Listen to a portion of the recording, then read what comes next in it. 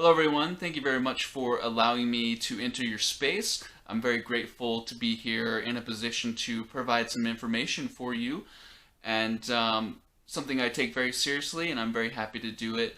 So thank you very much for allowing me the opportunity to do so. So this video is going to be about your third eye and getting your third eye activated, up to speed, and providing you with the multidimensional sustenance that you need to continue your ascension journey and to reach a new level. And third eye activation is something that you've all heard about for a very long time. It's something that is made a point to the point is made to educate old souls and light workers who awaken on the third eye, because it is your portal to access the unseen, or those otherworldly energies that we want to manifest here in the physical. So there seems to be two types of old souls who awaken and get this activation. The ones that learn about awakening and suddenly a week later their third eye turns on.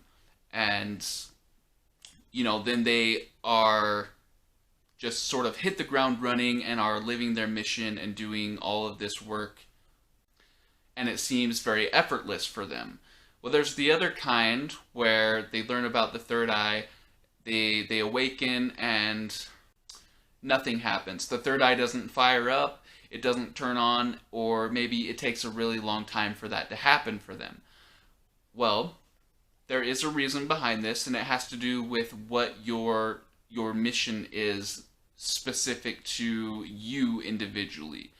And turning your third eye on too early is going to deny you necessary experience that you're going to be able to apply to your purpose down the road.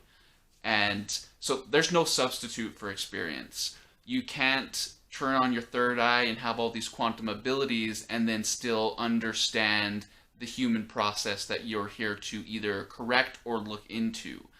So keep that in mind. One is not better than the other.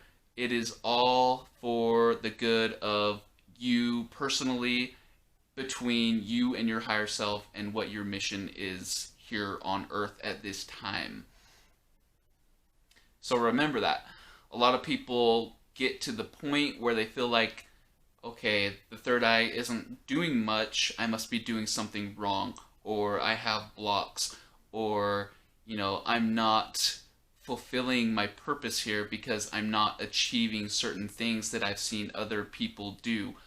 Well, if that is the case and you feel like you're doing something wrong, we need to squash that right away and put a pin in it here, leave it behind, and never revisit it, because you are doing exactly what you need to do. All of your awakening process is governed by your higher self. They know exactly what you need to experience, they know exactly who you need to come in contact with, and they know exactly where you need to be when you need to be there. So look at yourself right now. Wherever you are, it's where you're supposed to be. It's as simple as that. Well, considering that we are now in 2020 and things are speeding up, it is time to dip your toe further into that quantum water, meaning that it's time for your multidimensional abilities to come online in a more practical way, so that you can apply this mastery to the reality that you are creating. And I want you to know that your third eye is not broken. There is nothing that exists here that can ruin your third eye to the point that it's not functioning and it's not properly working so that you can give and receive like you should be as an old soul in a multidimensional state of being. If your higher self wants to get through to you, it's going to get through to you. If your guides want to get through to you, they're going to call your name and get through to you. So there's nothing there that can stop that. So the idea that there is dysfunction in that part of your body that can't be overcome by you or your team is a big problem that needs to go away. And basically, it's your having that perception that is causing the disruption. And that's fine. Remember that your higher self is overseeing this, and whatever blocks are there are meant to be there for you to overcome, or for you to have certain experiences before things fully come together. Um, so, what can you do if you're an old soul and you feel like you're being denied some experience, or you feel like you're waiting and things have been a little bit unfair to you, or maybe you feel like you've messed up so bad throughout your lifetime that it's just been brushed away? Next incarnation, whatever the thought process is, know that there's nothing that you're experiencing right now that can't be changed or overcome. Absolutely nothing. So believe in that and make it so. But the reason I'm making this video today is because it is time to kickstart your multidimensional aspects. And something you might not know is when you're an old soul on the awakening path, the old energy baggage starts to fall away. But one thing that remains almost up into the very end, when you fully emerge into a quantum state, is the ego. And the ego puts a focus and a stranglehold on your third eye. And the reason it does this is because it's all about survival, and that's the best way for it to survive for longer. So you may think your third eye is not working properly, but it actually is, just your ego is telling you something else, and you're buying into that. One of the most important things you can do for yourself at this time is to recognize when the ego is interjecting. So you might get a vision in your third eye that comes from your higher self or a guide of yours, and the ego is going to tell you it's just your imagination. Cool, you made this up. What a nice image. Move on. So you are actively allowing this block to take place, but all it requires is you to recognize and understand when that interruption is taking place in order to completely eliminate it. And what that will do is allow your third eye to just burst open. And part of the download I received before making this video is how to make that happen. And it has to do with meditation and allowing your third eye to break open and free itself. Because right now, when you awaken, your third eye becomes like a hot ember. And it's just sitting there smoldering, and it's waiting for your intent to act like a breath, to get that fire engaged, to get that flame to fully erupt, so that this illusion can fall away. Well, when you meditate tonight, it's very important that you do this in a dark room, laying flat on your back. If you got to find some way to minimize the distractions. If you can be by yourself, that would be ideal, so that you're not entangled with anyone else's energy. But the important thing is that you're making the effort to do it. You're putting yourself in a position to be successful, and you're connecting to that timeline where this third eye flips on and it ignites and becomes the functional multidimensional tool that you've heard so much about. So, when you meditate, your third eye is going to start playing you images.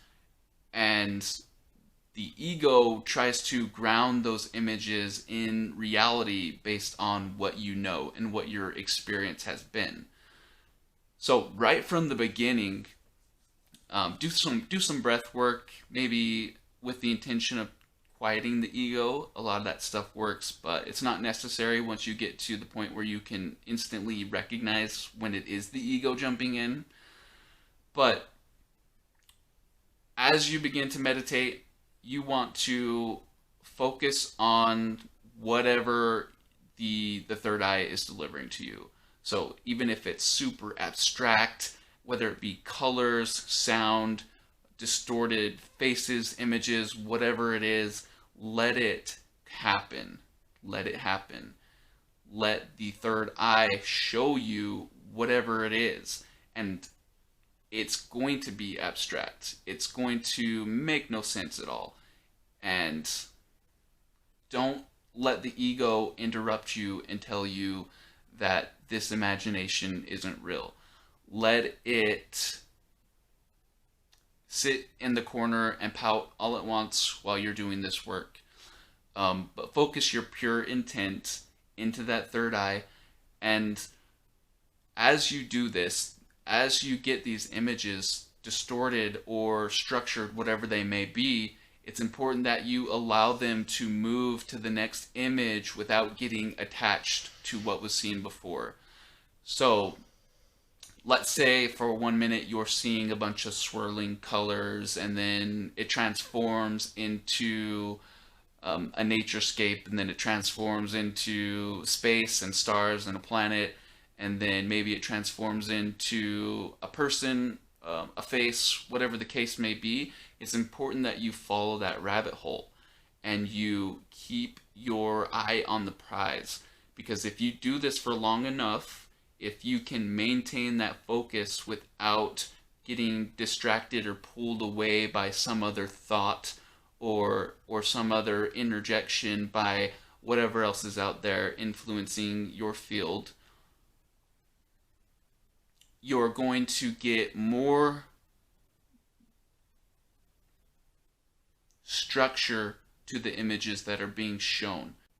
And things are really going to start to slow down.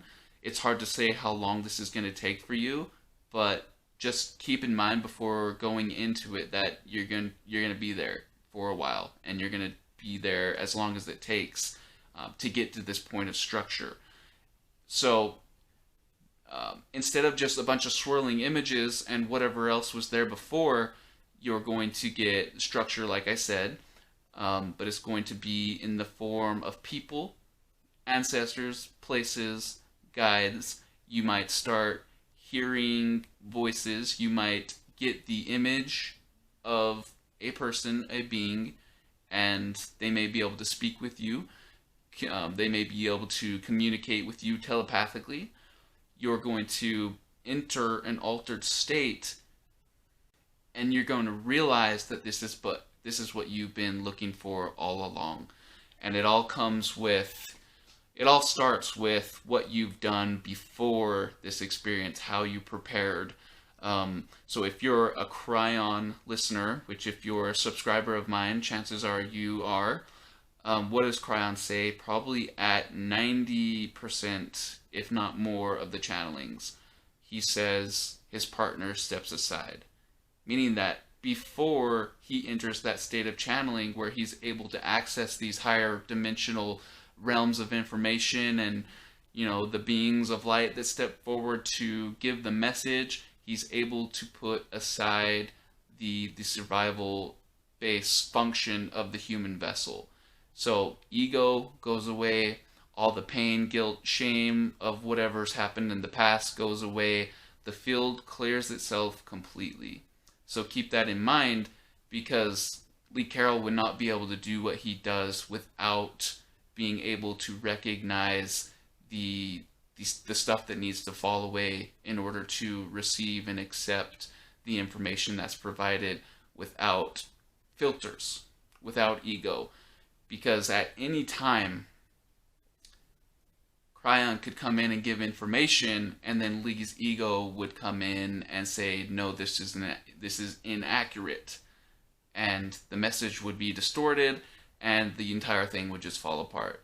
So I'm assuming this is something that he did extensive trial and error in for a very long time, if you know that story. So trust yourself, Trust that you have support. Trust that there are those beyond who know exactly what you're doing, know exactly what you're expecting, and know exactly how to get you there.